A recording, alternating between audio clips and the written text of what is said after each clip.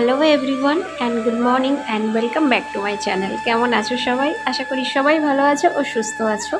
আমিও মোটামুটি বেশ ভালো আছি। শুভপ্রিয়া ক্রিয়েশনের আর একটা নতুন ব্লগে তোমাদের স্বাগত। তো এখন বাজে সকাল 7টা। ভিডিওটা এখন থেকে স্টার্ট করলাম তোমাদের সাথে নিয়ে। আই হোপ আজকের ব্লগটা তোমাদের খুব খুব ভালো লাগবে। তো অস্বস্তিকর গরমে কে কেমন আছো অবশ্যই কমেন্ট করে জানিও। অনেক বন্ধুরা কমেন্ট করছো, দিদিভাই তোমার ভিডিও খুব খুব ভালো লাগছে। তো থ্যাংক ইউ সো মাচ এভাবে আমার পাশে প্রতিনিয়ত থাকার জন্য। সকালে ঘুম থেকে ওঠার পরই যেন মনে হয় সারাটা দিন কিভাবে কাটবে এই অস্বস্তিকর গরমে। তো এত পরিমাণে গরম পড়েছে যে সংসারের কাজগুলো করতে করতে আমার একদম যেন নাজেহাল অবস্থা হয়ে যাচ্ছে। আর আমার একটা কি বাজে অভ্যাস বলো তো, একটুখানি করে কাজ করি, একটুখানি করে বসে পড়ি, এক নাগাড়ে সব কাজ আমি অতিরিক্ত গরমে করতে পারি না। তো এই জন্য এই সমস্ত কাজ সারাদিন করতে করতে আমার প্রায় দুপুর 2টো বেজেই যায়। তারপর তো ছেলেকে স্কুল থেকে আনা, খাওয়ানো, এই সমস্ত করতে করতে দুপুরের লাঞ্চ সেরে শুতে শুতে আমার প্রায় 3:30 বাজে। তারপর ধরো এসির তলায় একটু ঘুমিয়ে পড়লাম। তারপরে উঠতে উঠতে সেই 6টা থেকে 6:30। তারপরে আবার রুটিন ঘরের কাজে, সন্ধে দেওয়া, ছেলেকে পড়তে বসানো, এই হচ্ছে আমার সারাটা দিনের রুটিন। আর হ্যাঁ, অবশ্যই আমার ব্লগিংয়ের কাজ থাকে, ব্লগ এডিটিং করা প্লাস রিলস বানানো, এগুলো তো আদার্স রয়েছে। কিন্তু অতিরিক্ত যা গরম পড়েছে বিশ্বাস করো, এখন শুধু ব্লগিংটাই বানাচ্ছি, কিন্তু রিলস আপলোড দিচ্ছি এফবিতে, ইনস্টাগ্রামে, বাট অতটাও পারছি না কারণ প্রচুর পরিমাণে গরম।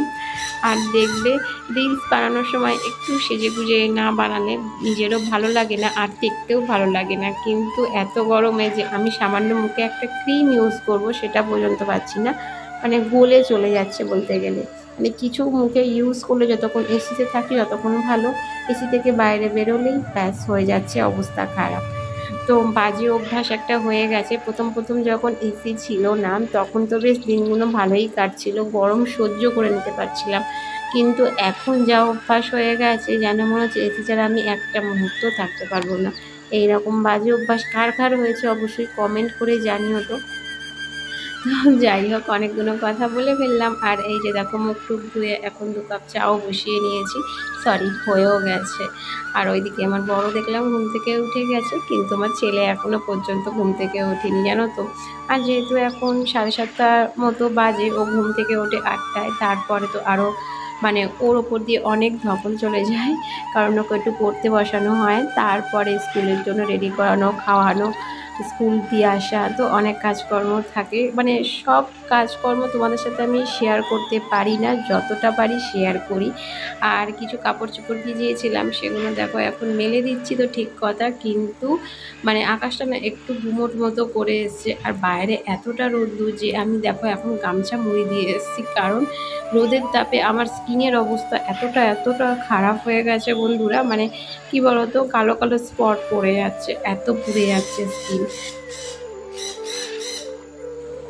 অনেকে দেখি যে সকালবেলা উঠেই ফ্রেশ হয়ে আগে সানস্ক্রিন অ্যাপ্লাই করে নেয়, তারপরেই ঘরের কাজকর্ম করে। কিন্তু আমার বাড়িতে বিশ্বাস করো সব কিছুই রয়েছে, কিন্তু আমি যে ইউজ করব সেটাই আমার সময় হয়ে ওঠে না, প্লাস ভালোও লাগে না। কারণ আমি কোনো কিছু ইউজ করলেই দেখি যে অতিরিক্ত আমার ঘাম হয়, তাই জন্য আমি একেবারে সানস্ক্রিন তো দূরের কথা, কোনো রকম ক্রিম ব্যবহার করাই ছেড়ে দিয়েছি।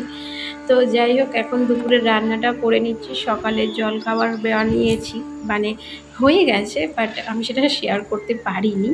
তার মধ্যে ছেলেকেও স্কুল পাঠিয়ে দিচ্ছি, একেবারে দুপুরের রান্নাটা বসিয়েছি। তখন ভাবলাম না, এবার ভিডিওটা শুরু করা যাক, স্টার্ট করা যাক, না হলে আজকের আর ভিডিও শ্যুটই হবে না, যা অতিরিক্ত গরম পড়েছে। তো যাই হোক, ওইদিকে চিচিঙ্গে ভাজা বসিয়েছি, তার মধ্যে দেখলাম মসুরের ডাল আমার শেষ হয়ে গেছে, তাই জন্য এখন দেখো এটাকে ঢেলে নিচ্ছি। এনে তো রাখা আছে অনেক দিন, কিন্তু ঢালবো যে সেটা সময় পাচ্ছিলাম না। আমি এই রকম যখন রান্না করতে যাই তখন দেখি এ বাবা এটা নেই, ওটা নেই, সেটা নেই।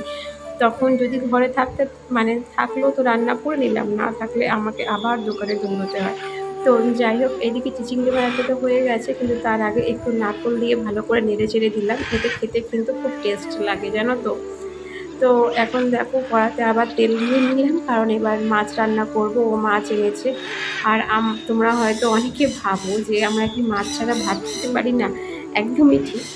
আমরা একদমই মাছ ছাড়া ভাত খেতে পারি না। যেদিন যেদিন নিরামিষ থাকে সেদিন সেদিন চালিয়ে নিই, বাট মাছ ছাড়া আমাদের এক মুহূর্ত চলে না, জানো তো? সেটা যেই মাছই হোক না কেন। বিশেষ করে আমরা বড় মাছই খাই, কিন্তু মাঝে সাঝে না ছোটো মাছও খেয়ে থাকি। তো এইদিকে কথা বলতে বলতে দেখো আমার মাছটাও ফুয়ে গেছে। না গো, ওইদিকে আমি একটু কাটাকুটি করছিলাম, মানে মাছটা রান্না করব বলে কাটাকুটি করছিলাম, সেই সুযোগে দেখলাম আমার মাছটাও একটু লাল হয়ে গেছে বেশি। তো যাই হোক, আজকে মাছটা রান্না করব। এই যে দেখো, ঝিঙে, আলু আর টমেটো, কাঁচা লঙ্কা আর সামান্য জিরে আর ধনে বাটা দিয়ে, ব্যাস। এতে আর কোনো রকম মশলা দেবো না, কারণ ভীষণ পরিমাণে গরম পড়েছে। আর গরমের দিনগুলোতে আমি মানে রিচ খাওয়াটা একটু হলেও অ্যাভয়েড করি, যেটা নিজের জন্যও ভালো, পরিবারের সকলের জন্যই ভালো।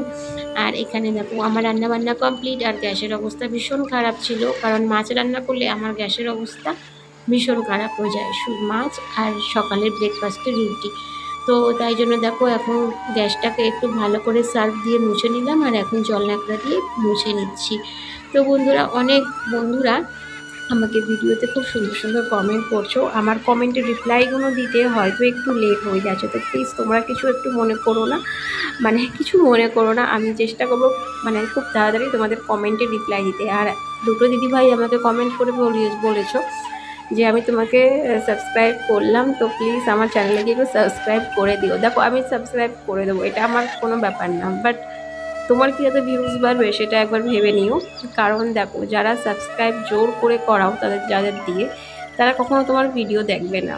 আনসাবস্ক্রাইব যারা মানে তার করেনি, যারা তোমার মানে ভিডিও সাবস্ক্রাইব করেনি, কিন্তু তোমার প্রতিনিয়ত তোমার ভিডিও ভালো লাগে কিন্তু দেখতে থাকে, এটা আমার ক্ষেত্রে হয়েছে, তাই জন্য তোমাদের সাথেও একটু শেয়ার করে নিলাম।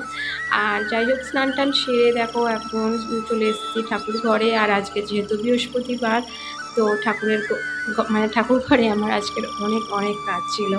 তো অনেক কিছুই তোমাদের সাথে শেয়ার করিনি, ঠাকুর ঘরের মোছা, ঠাকুরের আসন চেঞ্জ করা, এগুলো কিছুই শেয়ার করা হয়নি, কারণ আমি ভুলেই গেছিলাম যে আমি ব্লগিং করছি। তো যাই হোক, এখন আবার ফোনটা স্ট্যান্ডে লাগিয়ে শ্যুট করছি। তো অনেক বাসন কুসনও ছিল, সেগুলো মাজা হয়ে গেছে। আর বাইরে যা রোদের তাপ, ভিডিও বানাবো কি, কন্টিনিউ আমি ঘেমে ঘেমে মানে কি বলবো, অর্ধেক এনার্জি আমার ঘেমে ঘেমে জল হয়ে যাচ্ছে বলতে পারো। প্রতি বৃহস্পতিবার ঠাকুর ঘরে প্রায় আমার 1.5 থেকে 2 ঘন্টা লেগেই যায়। সেম আজকেরও সেটাই লেগেছে, কিন্তু ভিডিও শ্যুটের মাধ্যমে তোমরা হয়তো একটুখানি সময় দেখতে পাচ্ছ। তো যাই হোক, ওদিকে মা লক্ষ্মীর ঘরটা তো পেরে নিলাম দেখতে পেলে। আর এখন আমার ভোলে বাবাকেও একটু ফুল দিয়ে, বেলপাতা দিয়ে সাজিয়ে নিচ্ছি।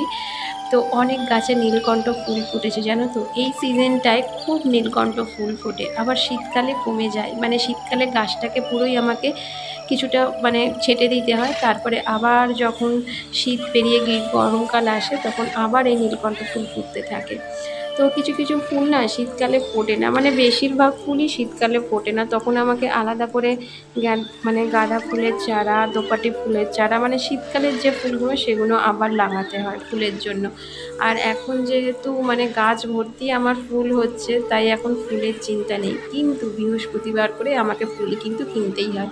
আর এই যে দেখো, আমার ঠাকুরকে পুজো দেওয়াটা একদম কমপ্লিট। আজকের পিয়ারা আর সন্দেশ দিয়ে ঠাকুরকে পুজো দিয়েছি। আর এই যে দেখো আমার ছোট্ট গোপুসোনা, আর এখানে রয়েছে আমার রাধাকৃষ্ণ, মা লক্ষ্মী, লক্ষ্মী গণেশ।